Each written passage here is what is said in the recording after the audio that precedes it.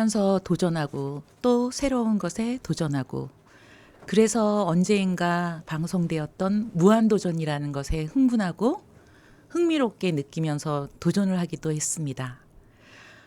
도전을 하시는 편이신가요? 수긍하면서 주어진 것에 만족하시는 편이신가요? 또 다른 시작, 도전을 하고 계시는 정말 다재다능하다라는 단어가 떠오르는 한 분과 보이는 들리는 라디오는 오늘 함께하려 합니다. 안녕하세요. 김수연입니다. 그리고 인사 부탁드릴게요. 안녕하세요. 박우물입니다. 예. 바가지로 푸는 우물, 박우물. 네, 만나서 반갑습니다. 지금 바가지로 푸는 우물, 박우물이라고 하셨어요. 예, 그러면 잠깐 설명을 해주실 수 있으실까요? 네, 제 본명은 박종호입니다. 무한박씨 이제 박종호인데 사실 이제 그 나름대로 예술인으로 살아가면서 그 예명이라는 게 있어야 하잖아요. 그래서 근데 박종호라는 말을 이름을 하게 되면 이렇게 좀 기억을 하기가 좀 어려운데 이름이 많죠? 종호라는 네, 이름이? 너무 많고 예. 그래서 또 다른 사람하고 뭐 서울대 성악과 출신의 그 가스펠 그 가수 그분도 박종호 씨인데 그래서 이제 그 예명을 좀 생각하게 됐는데요. 그 생각하게 된 계기가 지하철 예술 무대를 우리나라에서 제가 처음으로 이렇게 시도를 하고 예. 자꾸 이제 습관이 돼서 시도를 하게 되면서 그 사람들이 누구나 쉽게 문화의 어떤 갈증을 해결할 수 있는 그게 이제 물이잖아요. 근데 시골에 공동우물이 있거든요. 예. 공동우물에 두레박을 던져서 이렇게 길어 올리는 것은 좀 힘든데 그 두레샘이라고 하고 물이 위까지 찰랑찰랑 넘쳐서 누구나 쉽게 바가지로 물을 풀 수 있는 우물이 박우물인데요. 바로 그러한 도구가 그런 존재가 되고 싶다는 의미에서 박우물로 죄송합니다. 하신 거군요. 네, 예. 그렇게 해서 그 이름을 박우물로 예, 졌습니다. 그러니까 쉽게 얘기하면 지금 친구들한테는 삼다수 생수가 되겠네요. 예. 정말 모르더라고요. 요즘 친구들은 저희가 아니면 어려운 말을 하고 있나 그래서 우물이요 이러면서 한참 생각을 하더라고요. 그리고 또 검색은 되게 빨라요. 그래서 그 물을 예전에는 그렇게 먹었나 봐요. 그랬더니 그러니까 그 농경 그 공동체 생활을 하면서 예. 그런 이제 생활들을 우리 지금 현재 우리 MZ 세대들은 그걸 안 해봤잖아요. 그쵸, 그러니까 낯설죠. 모르죠. 그래서 예. 그것도 각 집에 우물이 있었던 게 아니라 공동 우물을 하나를 그렇게 쓰면서 그 우물 중에 두레샘이 있고 박우물이 있었는데 박우물은 좀 드뭅니다. 그렇지만 그런 이제 공동 우물이 있었죠. 그러니까 박종호여서 박우물이 아니고 예, 박으로 그렇습니다. 하는 우물이어서 박우물이 되신 거죠. 그렇죠. 저도 지금 심오한 뜻을 지금 알았습니다. 나름의 그러면 문화 철학과 신앙 철학을 담아서 예. 이렇게 만들었다고. 그리고 잠깐 보내주신 프로필을 보면서 설명을 할게요. 예. 설명 좀 부탁드릴게요. 와, 1월에 태어나셨군요. 예. 정말 그래서 한갑이 예. 딱 지금 한 4개월 정도. 그렇죠. 또 한갑이라 그러면 못 알아들을 수 있어요. 친구들이 60 6학년 이제 되시는 그리고 고창이세요. 고창이면 그게 유명하지 않을까요? 저기 아마 전국에서도 그렇고 세계적으로도 유네스코가 7개가 등재된 지방 고향은 그렇게 많지 않을 것 같은데요. 무려 7개나 등재가 돼 있습니다. 고창이 그렇고 그다음 판소리의 고장이고 신재호 선생님이 거기 출신이고 그리고 우리나라 1호 그 여류명창 진채선 씨가 거기 고창 출신이고 그리고 여류명창으로 또 유명한 김소희 선생님이 또 거기 출신이시고 뭐 그리고 미당 서정주 뭐 공과 가에 대해서 여러 가지 말이 많지만 서정주 시인도 바로 거기 고창 출신이고 뭐 나름대로 그 문화와 어떤 정말 예향 어떤 그런 고장이 아닌가 싶네요. 소설가로는 은희경 씨가 은희경 씨가 그 새 날개 새의 선물인가 거기에서 보면은 지읍으로 묘사를 하고 있는 게 바로 고창읍을 말하는 겁니다. 예. 그리고 저는 선운사가 그쪽 아닌가요?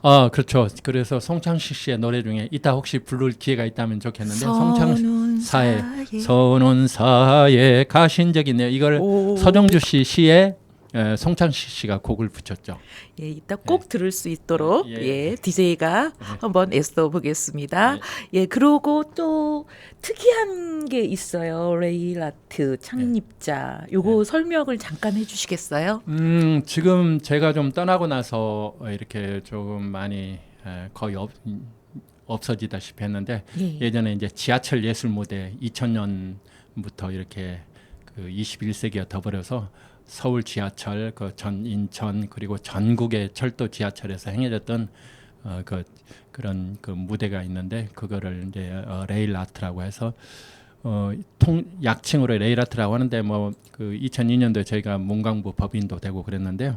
그렇게 그 지하철에서 철도에서 이루어지는 모든 그 공연 활동을 레일 아트라고 하였습니다. 근데 저 레일 아트라는 이름을 또 짓게 된 게 단순히 어떤 철도 레일뿐만이 아니라 어떤 문화의 레일, 관계의 레일을 깔아간다는 그런 의미로 또 이름을 지었고요.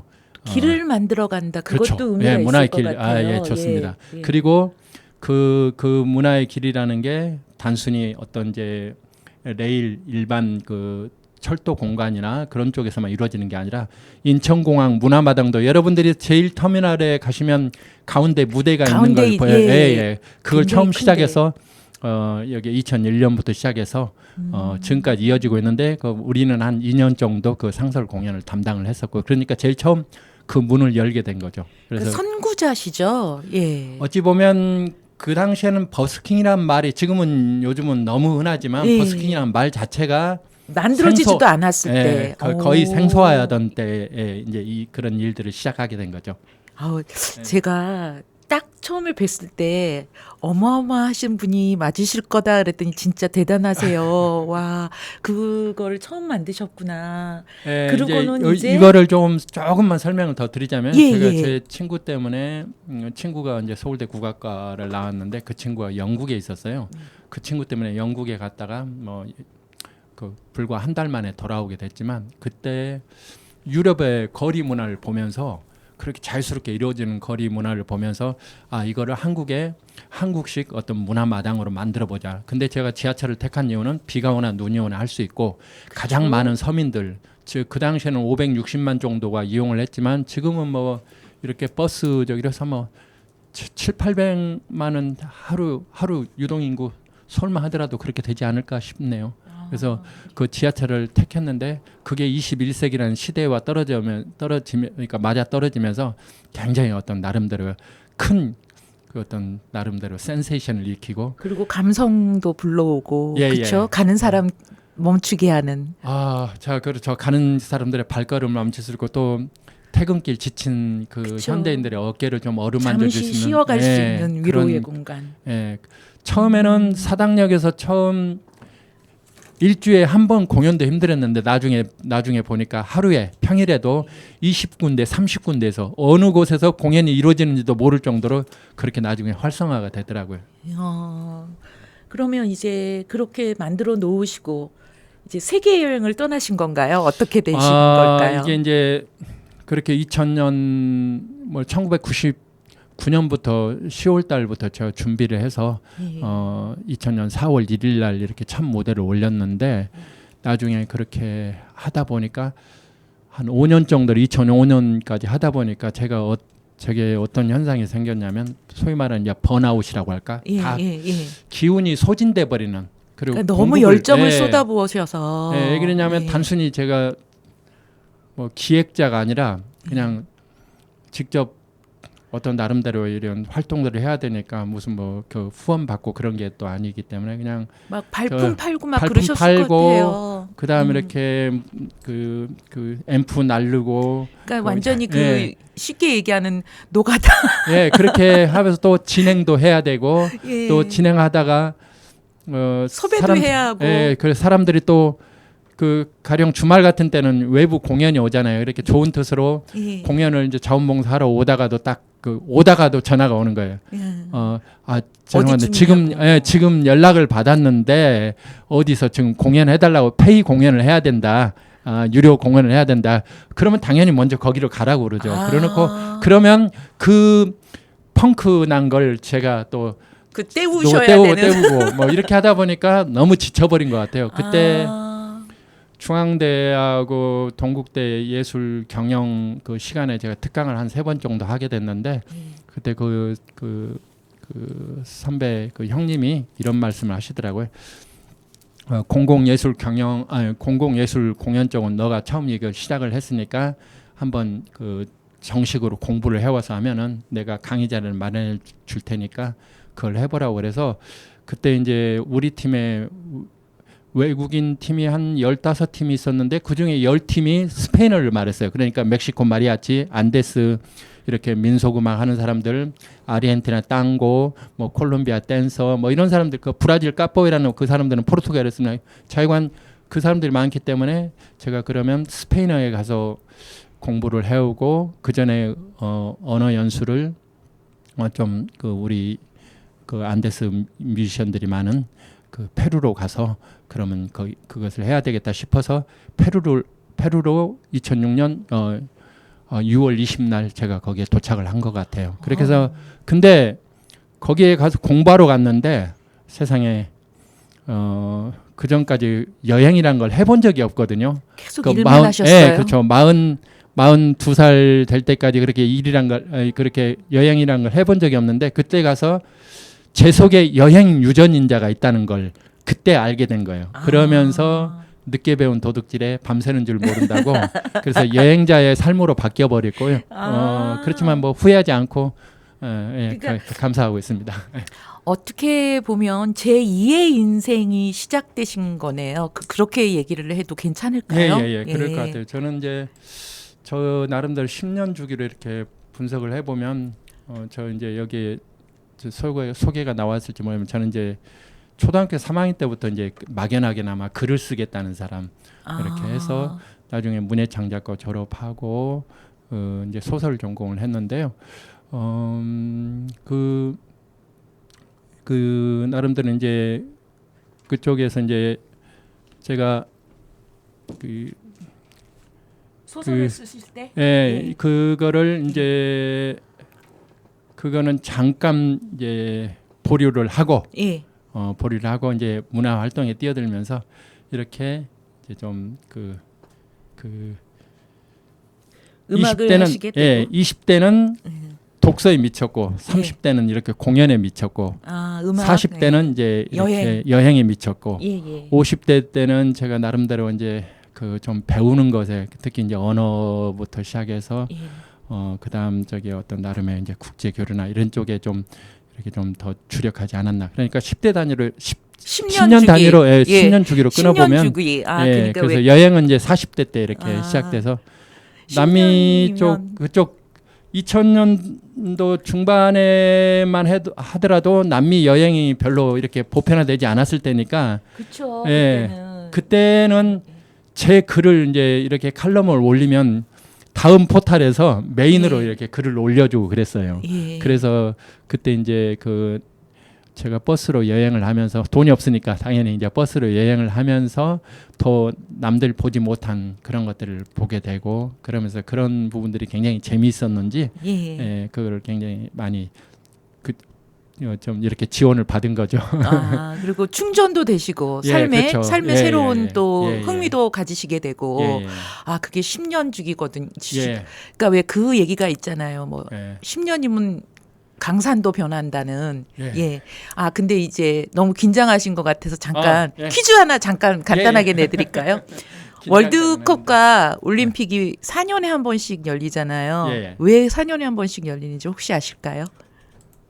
넌센스인가요? 넌센스. 하나, 둘, 셋. 모르시겠어요? 단순한 건데 힘들어서래요.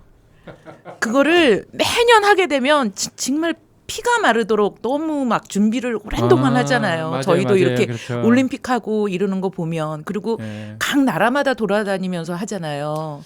근데 시차라는 게 있고 네, 여행하시다 그럼요. 보면 왜 그런 거 많이 느끼잖아요. 네, 그래서 맞아요, 맞아요. 그 주기가 한 번씩 선수들에게 들어오는 게 4년이 가장 적당하대요. 예, 그러기도 하고 또 저는 그러면서 참 축구라는 종목이 참 대단하다는 게 예. 거의 올림픽과 비견해서 지금 한 단일 종목이 예, 예, 그렇게 예, 그 월드컵. 세계 예. 행사가 되잖아요. 축제가 되잖아요. 예. 참 보면 월드컵이라는 게 대단하구나라는. 예, 맞아요. 저도 축구 굉장히 좋아하거든요. 예. 그래서 어떤 때는 막 새벽에 해도 그걸 예. 다 보고 예. 자야지 또 직성이 풀리는 예. 그런 성격인데 예. 그거를 1년에 한 번씩 한다고 생각해 보세요. 얼마나 피곤하겠어요. 그래서 4년에 한 번씩 하는 걸로 했다 합니다. 그러면 음악은 언제부터 하신 거예요? 음악을 하게 된 거는 이제 저희 뭐 이제 30대? 그게 아니고 이제 그 어렸을 때부터 목소리 좋다는 소리는 외할아버지가 저희 시조 한학을 하셨는데 예. 근데 그 피가 이렇게 내려온 것 같고요. 예. 어머니는 또 무용을 하셨고 예. 근데 너무 수줍음을 잘 타가지고 초등학교 쑥스러움을 때 많이 너무 타셨- 많이 타가지고 예.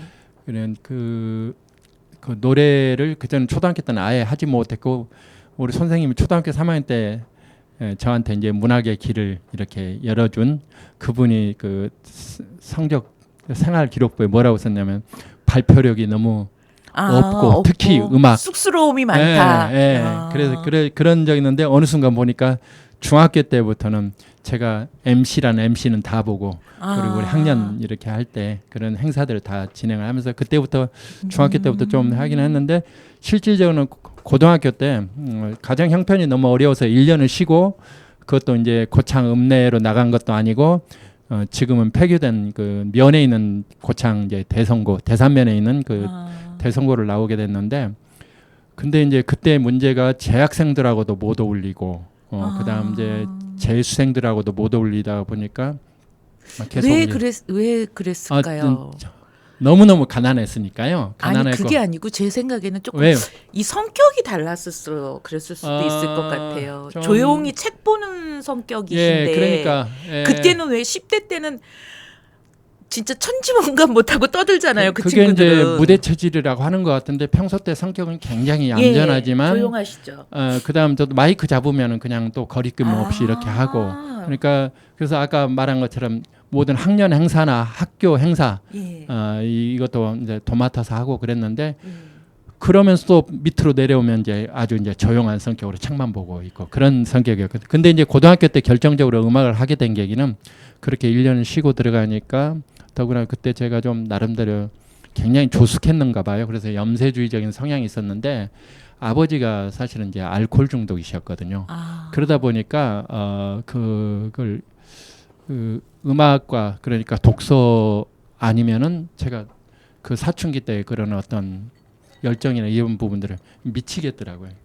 그래서 그 물꼬를 어떤 지금 제가 봐도 제가 지금 키가 181.7 거의 이제 굉장히 180인데 크세요. 그 당시엔 더 컸죠. 그러니까 네. 그 당시 세대에서는 굉장히 컸던 키이기 때문에 어떤 이제 주먹이나 폭력 그러니까 폭력이나 뭐 어떤 다른 걸로 세지 않고 저는 그때 음악과 문학이라는 그 길로 그 에너지를 그러니까 책가.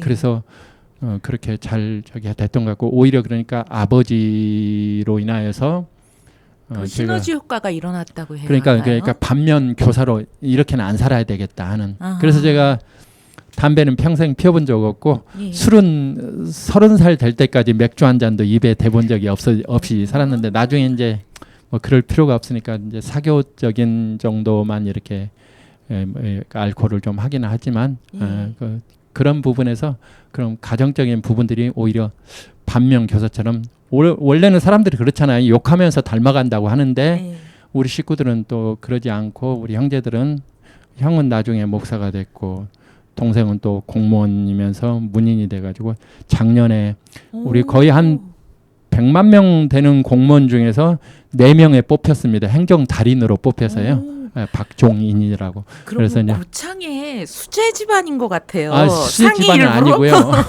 왜냐하면 아버지랑은 굉장히 보면은 뭐 그러니까 제가 이 지하철에서 일을 시작하게 된 것도 우리 문예창작과를 다녔다고 하면은 문예창작과가 무슨 말인지도 모르는 어머니와 아버지 그런 불황무식한 분들도 공감할 수 있는 어떤 문화를 만들자는 그런 취지에서 했기 때문에 근데 저는 이제 그래도 개인적으로 우리 외가 쪽에 좀 감사하는 게 그 어떤 흐름이나 유전적인 문학적이나 그런 예술적으로 게 그렇게 내려오지 않았나 그래서 그걸 참 감사하고요. 예.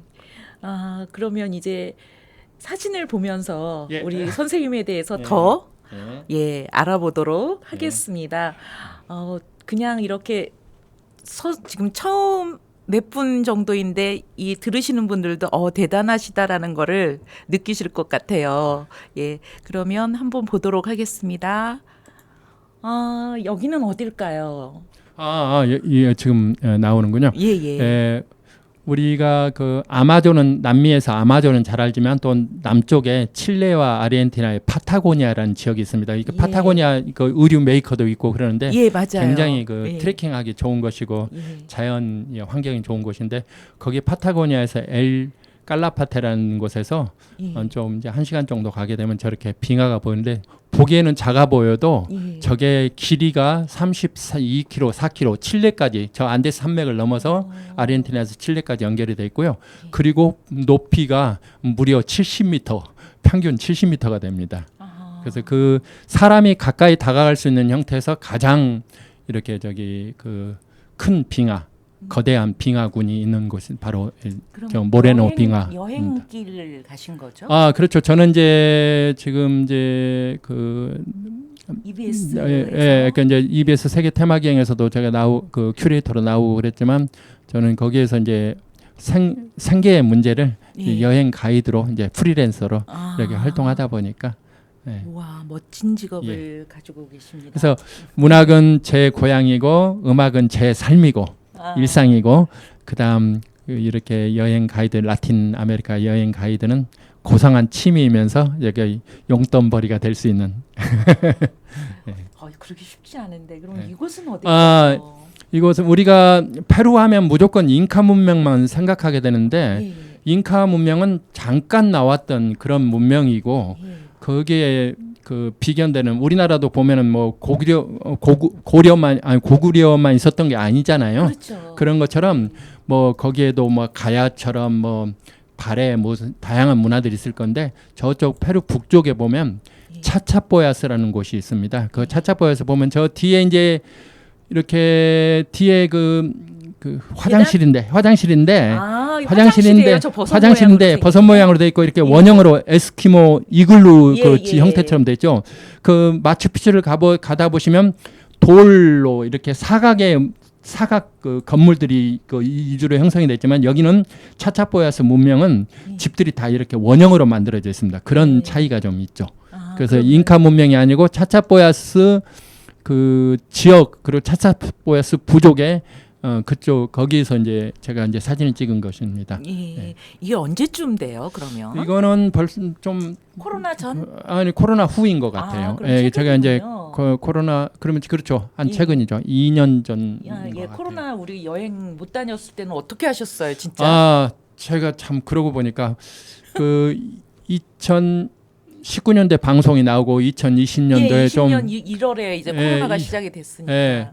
그때까지 이제 안내를 하다가 그때 이제 방송되고 나서 많은 문의가 와서 2020년도 한 6월, 7월까지 이게 여행이 이제 팀이 밀려 있었어요. 그래서 이제 그 팀들 만나러 미팅하러 2020년 2월 달에 나왔는데 2월 말에 나왔는데 3월 10일 날 딱 셧다운이 되면서 오갈 수가 없게 됐죠. 그래서 2년 동안을 정확히 23개월 그 며칠 동안을 제가 우리 식구들, 아기들을 보지를 못했습니다. 그런데 이제 다행히 2020년도에 그렇게 있다가 2021년도에 제가 좀 그 충주의 유네스코 국제무예센터에서 좀 시범단 운영 실장으로 좀 근무를 했었고요. 그래서 잠깐 우리 영상을 하나 보고.